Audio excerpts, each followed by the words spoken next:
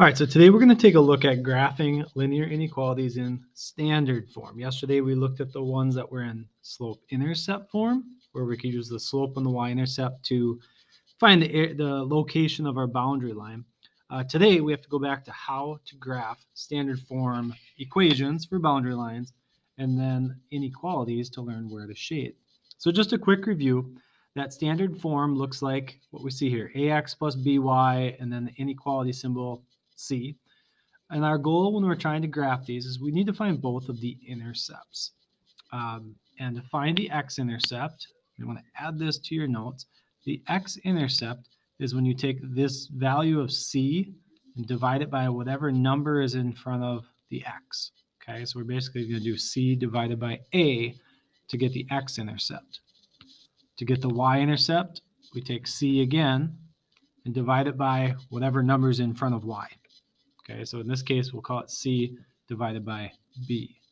That will give us our x and y intercepts that we can use to plot the boundary line.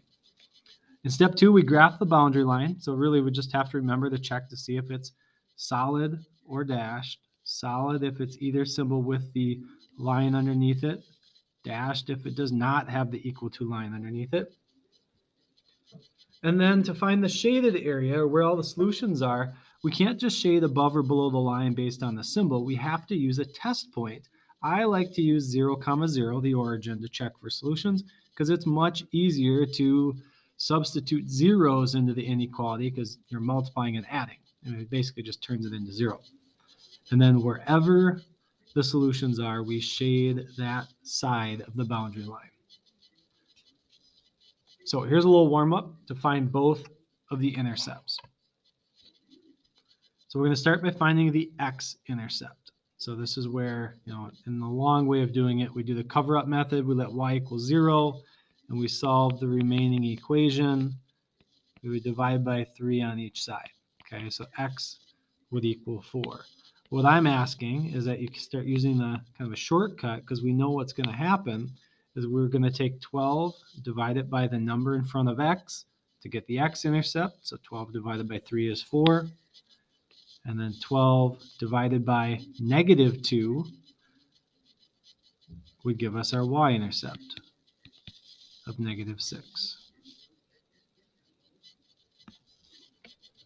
All right, so let's use that to graph this system of inequalities. So starting with the first inequality, 2x minus y is greater than or equal to 4. Well, let's list our intercepts. If we divide, do 4 divided by 2, our x-intercept is 2, which we can plot on the x-axis. And the y-intercept, well, remember that's a 1 there. So 4 divided by -1, the y-intercept is -4. So on the y-axis, I'm going to go to -4 and plot my point. So I know my boundary line goes through those 2 points, but we have to look back at the symbol. So greater than or equal to would tell me to draw a solid boundary line.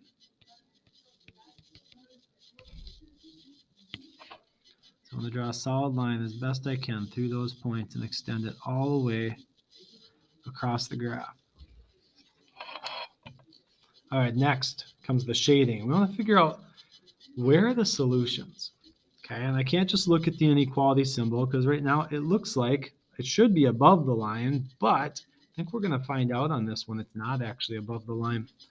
If I were to substitute in my values to my inequality, so my values for the origin, 0, 0. So 2x minus y is greater than or equal to 4. So 2 times 0 minus 0 is greater than or equal to 4. 2 times 0 minus 0 is just 0. And we ask, is 0 greater than or equal to 4? Was 0 greater than 4? No. Is 0 equal to 4? No. So what that tells me is that the origin, 0, 0, is not a solution. So for right now, I actually want to shade below the line, the lower right-hand side, because I know the solutions are over there somewhere.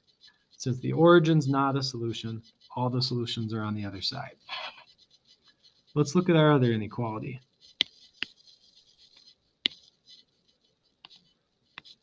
This one. x plus 3y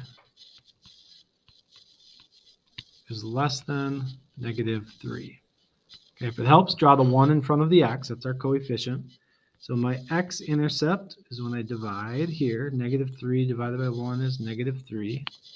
My y-intercept is when I divide here. Negative 3 divided by 3 is negative 1. I can plot my 2 points. So my x-axis, negative 3. On my y-axis, negative 1. And I can see based on my inequality, I should draw a dashed line. So I'm going to draw a dashed line that goes through those 2 points. And again, extend it all the way across the graph. And then I want to check to see which side should I shade. Do I want to shade the side that contains the origin, which is just barely above that line? Or do I want to shade below the line, the side that does not contain the origin? So if I plug my zeros in for x and y, or it would be like 1 times 0 plus 3 times 0, eventually it's going to just give me this. 0 is less than negative 3. So is 0 comma 0 a solution? Is 0 less than negative 3? No. 0 is actually bigger than negative 3. So we don't want to shade above the line where the origin is. I actually want to shade below that line also. So which area is below both lines? Let's use the highlighter trick from yesterday to view this. I do below the black line, the dashed line, and I want to go below the blue line, solid line. Whoops, that didn't work. Let me try that again, see if it's the right color this time. There we go. And where do those two shaded areas, where do the solutions overlap? Where it turned green. So I want that little lower right-hand corner is where all the solutions are to this inequality. Now that I know where they're at, I can shade that appropriately. So it's a very similar concept to yesterday, but drawing the lines or finding the location of the lines follows a different process for standard form. Also, figuring out which side has the shaded area or the solutions follows a different process. But we can do this. Let's look at one more. All right. Might go through this a little bit faster this time. Okay. So my first x-intercept is when I divide, it's going to be 2. My y-intercept, again, I divide, negative 4 by 4, it's negative 1. Plot my x, plot my y. Now, before I draw my line, I look at my symbol. My symbol tells me, draw a solid line.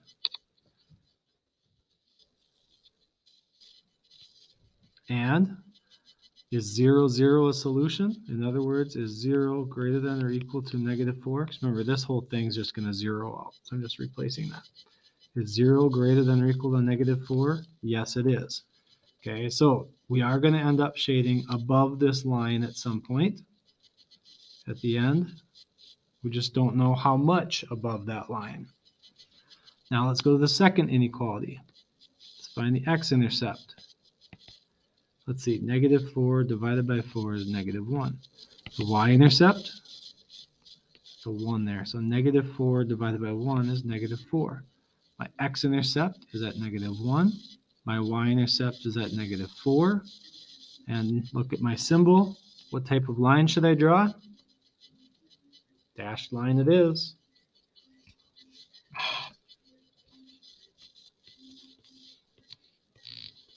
All the way across the graph.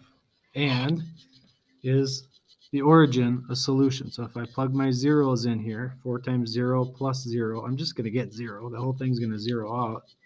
And it's going to just become, let's see, let's move that down here, 0. Well, let's do it this way. 0 comma 0.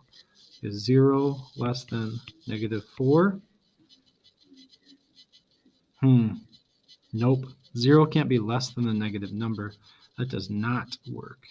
0 is not less than negative 4. So it tells me it's not a solution. So let's think about that. My green line, the origin's not a solution. So I want to actually shade the opposite side. So using my arrows, which area should I shade?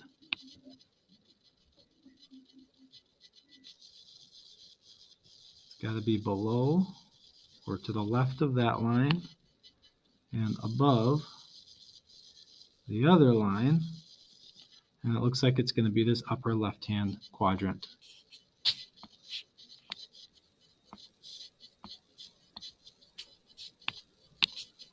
So we shade just that area. That's where all the solutions are to this system.